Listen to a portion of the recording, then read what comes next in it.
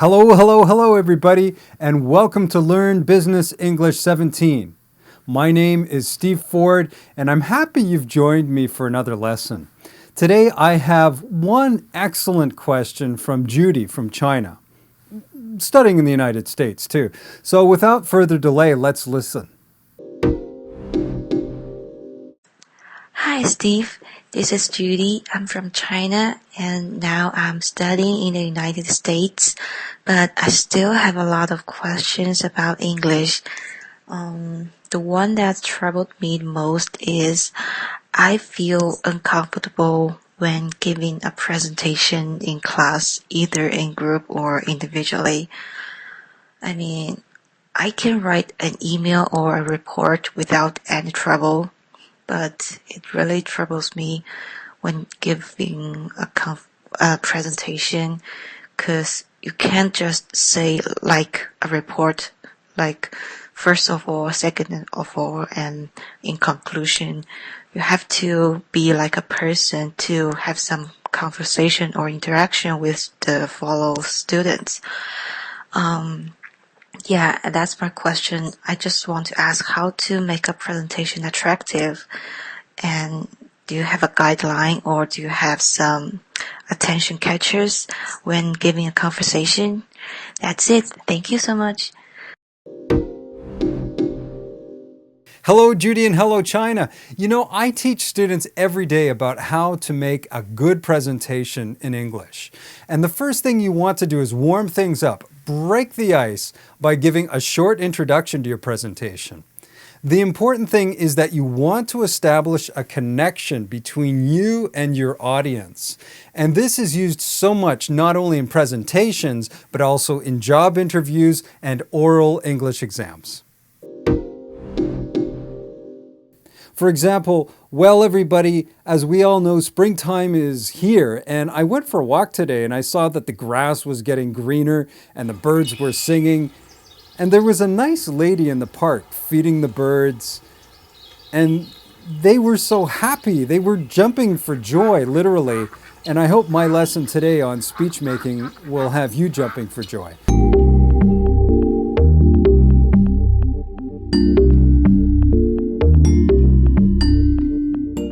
Triggers. So you can see after my short intro talking about the weather, I used a trigger at the end. The birds jumping for joy. This is a great way for you to get your audience concentrating on the topic you're describing to them, and then you use one of the last words or phrases from your intro to lead them into your topic of discussion.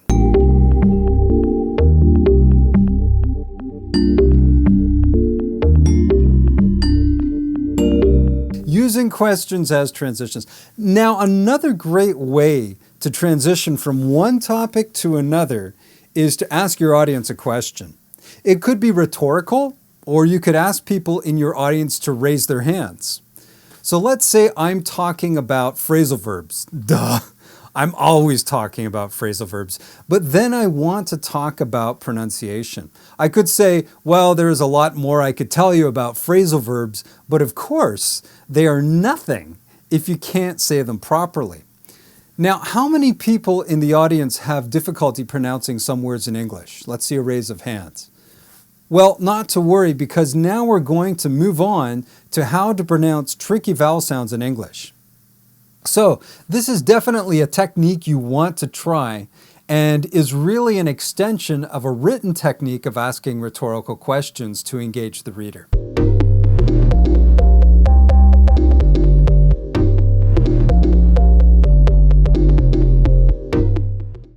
The voice of authority. There are quite a few idioms and phrases you can use in both your speaking and writing to make yourself sound more convincing. Beyond the shadow of a doubt, it goes without saying, it's a given that, it's a foregone conclusion that. So it goes without saying, Judy, that if you can spice up your presentation, make it more lively with some of these idioms and phrases, you will sound more confident of what you're saying. Your audience will feel it, and in turn, you will feel better. So it's a win-win situation here.